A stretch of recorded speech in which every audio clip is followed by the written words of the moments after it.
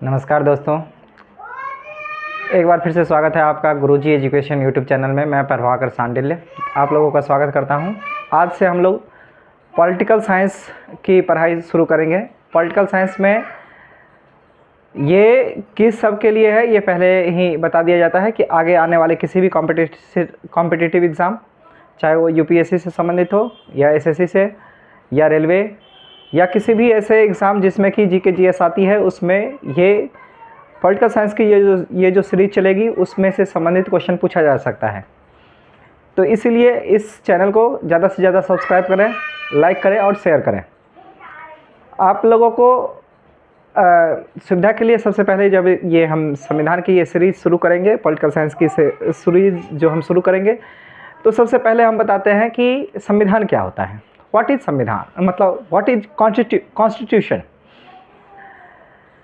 तो संविधान और कुछ भी नहीं, एक रूल बुक है।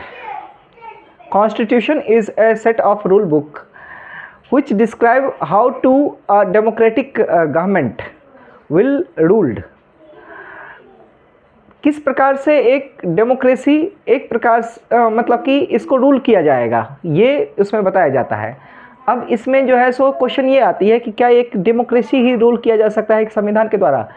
तो ये ज़रूरी नहीं है।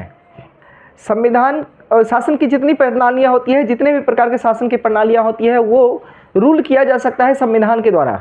तो सबसे पहले हम संविधान शासन की प्रणालियों के बारे में समझ लेते हैं कि शासन की प्रणालियाँ कितने प्रकार की होती है और क्या क्या होती है संविधान शासन की प्रणालियाँ। तो शासन की प्रणालियों में सबसे पहले जो पहले के वक्त में चलता था, मोनार्की, याद होगा कि आप लोगों को राजा रानियों का शासन होता था। हाँ, तो उसे कहा जाता है मोनार्की, यानी कि राजशाही शासन। अब राजशाही शासन में किस प्रकार से होता है कि रूल भी बनाया जाएगा राजा के द्वारा, उसके बाद जो है सो उसको लागू किया जाएगा भी राजा के पुलिस के द्वारा, यानी कि राजा के द्वारा। अगर किसी को कोई प्रॉब्लम हुई है, कोई राज्य में यदि कोई लड़ाई हुई है, किसी भी प्रकार का यदि कोई घटना हुआ है, तो उसका जो है न्याय प्रणाली भी किया जाएगा किसके द्वारा? राजा के द्वारा। एक प्रकार से इसमें क्या होता है, सत्ता का केंद्रण होता है। और ऐसे संस्थान में जो है ये जो बेसिक रूल है डेमोक्रेसी चलने का कि सत्ता का विकेंद्रीकरण होना चाहिए, इसके बारे में हम लोग आगे चर्चा करेंगे कि सत्ता का विकेंद्रीकरण क्या होता है। तो बेसिक रूल लागू नहीं होते हैं। तो सत्ता के प्रकार यानी कि शासन के विभिन्न प्रकार में पहला तो मोनार्की समझ लिए। इसके अलावा जो है होती है वो अलग अलग प्रकार की होती है, जैसे ओलिगार्की। ओलिगार्की क्या होती है कि कुछ ही लोगों के द्वारा क्या होगा कि पूरे देश का शासन चलाया जाएगा, उसे कहा जाता है ओलिगार्की। अगर देश के कुछ जेंट्स, कुछ लोग जो धनी लोग हैं, उसके द्वारा ही यदि क्या किया जाए कि देश को चलाया जाए, तो उसे कहा जाता है ओलिगार्की। एक होती है थियोक्रेसी। थियोक्रेसी का मतलब हुआ कि धर्मवाद। अभी जैसे कि मान लीजिए कि किसी देश में ऐसा हो कि जो वहाँ पर जो प्रमुख धर्म है, उस धर्म के जो प्रमुख व्यक्ति है वो क्या करे कि पूरे देश को चलाए, तो वहाँ का जो धर्म का बुक है वो धर्म का बुक हो जाएगा उसके लिए संविधान। धर्म के अनुसार से फिर देश को चलाया जा रहा है तो वो हो जाएगी धर्मवाद, थियोक्रेसी।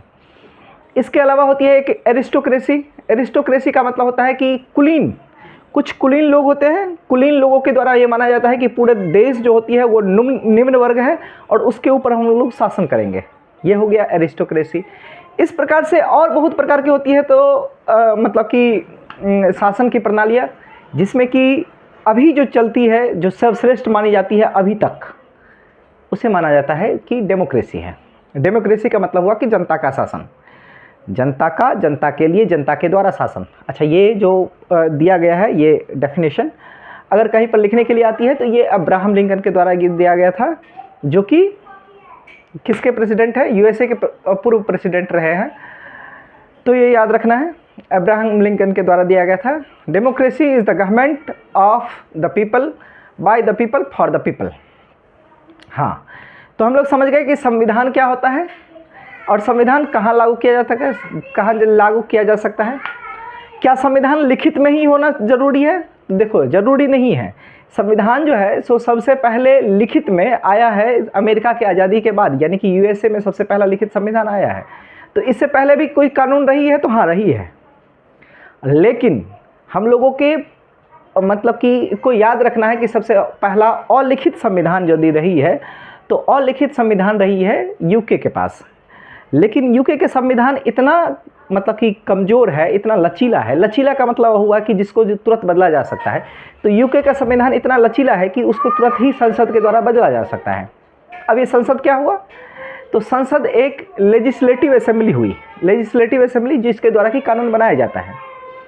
अब सत्ता के विकेंद्रीकरण के बारे में हम लोग चर्चा किए थे। तो सत्ता मतलब कि संविधान में ये वर्णन किया जाता है कि सत्ता में कौन कानून बनाएगा, कौन कानून लागू करेगा और किसके द्वारा न्याय दिया जाएगा।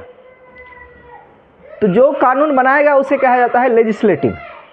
तो जो कानून बनाएगा, तो हमारे यहाँ पर संसद है, संसद के द्वारा कानून बनाया जाएगा।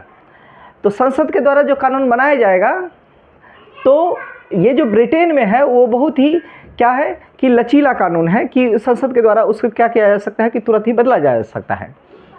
लेकिन यहीं पर यूएसए का जो है वो बहुत ही ज़्यादा कठोर है।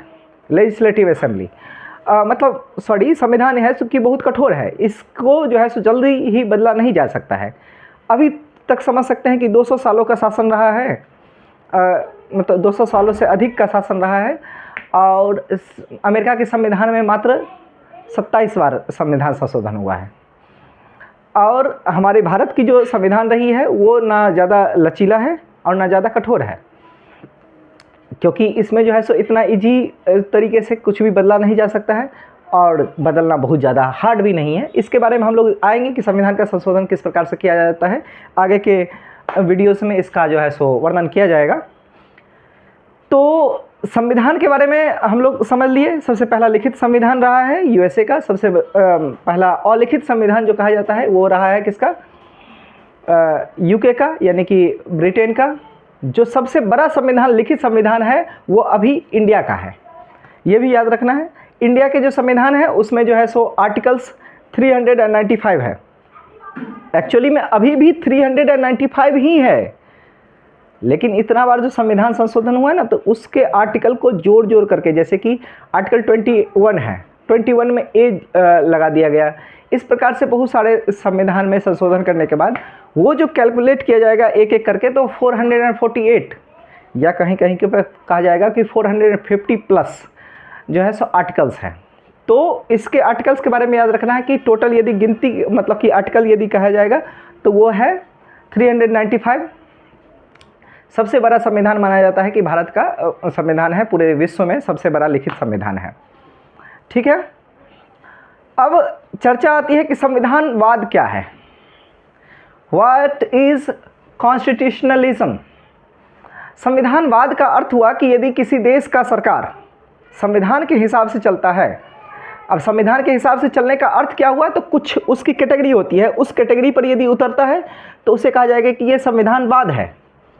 और उस संविधानवाद के अर्थ में पहला आता है कि वहाँ पर होना चाहिए विधि का शासन।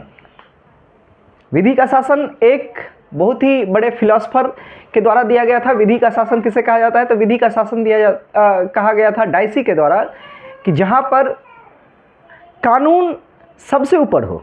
कानून सबसे ऊपर का मतलब हुआ कि कानून बनाने वाले से भी ऊपर है। हमारे देश में जब संविधान सभा के द्वारा बनाया गया था संविधान, तो उसमें किसी के द्वारा ये एक्सेप्शन नहीं दिया गया था कि इसके द्वारा जो है सो इससे कानून ऊपर नहीं रहेगा। नहीं, यदि किसी घर में कानून बनाया जाए या किसी गांव में कानून बनाया जाए या किसी देश में कानून बनाया जाए और वो कानून के सामने सब बराबर हो, कानून के ऊपर कोई नहीं होगा, कानून ही सर्वोच्च होगा, तो ये कहा जाता है कि यह है विधि का शासन। विधि के शासन में ही आता है कि सब बराबर होंगे। और हमारे देश में तो आर्टिकल 14 में ये भी वर्णन है कि हमारे देश में सभी लोग क्या है, समान हैं। सभी लोग क्या है, समान हैं। अब इसके एक्सेप्शन में जो सब आते हैं उसके बारे में हम लोग चर्चा करेंगे, विशेषाधिकार है। लेकिन हम लोगों को संविधानवाद का अर्थ समझना है। तो संविधानवाद का अर्थ क्या हुआ कि पहला होना चाहिए विधि का शासन, दूसरा होना चाहिए डेमोक्रेसी। दूसरे ही अर्थ में आता है कि डेमोक्रेसी होना चाहिए, यानी कि लोगों का शासन हो, तब हुआ संविधानवाद। दूसरा क्या हुआ, डेमोक्रेसी। जो तीसरा होती है इसमें आएगा वो हुआ शक्ति का पृथक्करण।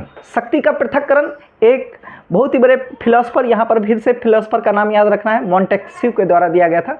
अब ये मोंटेस्क्यू किस समय के थे, तो ये फ्रांस में, जिस समय में फ्रांस की क्रांति हुई थी 1789 में, तो उस समय में इसके द्वारा दिया गया था कि शक्ति का पृथक्करण होना चाहिए। शक्ति का पृथक्करण का अर्थ हुआ कि लेजिस्लेटिव, उसके बाद जो है यानी कि कानून बनाने वाला, कानून लागू करने वाला, और न्यायाधीश यानी कि जो जुडिशरी है, वो सभी के सभी क्या होंगे, अलग अलग होंगे। तो ये कहा जाता है कि शक्ति का पृथक्करण होना चाहिए।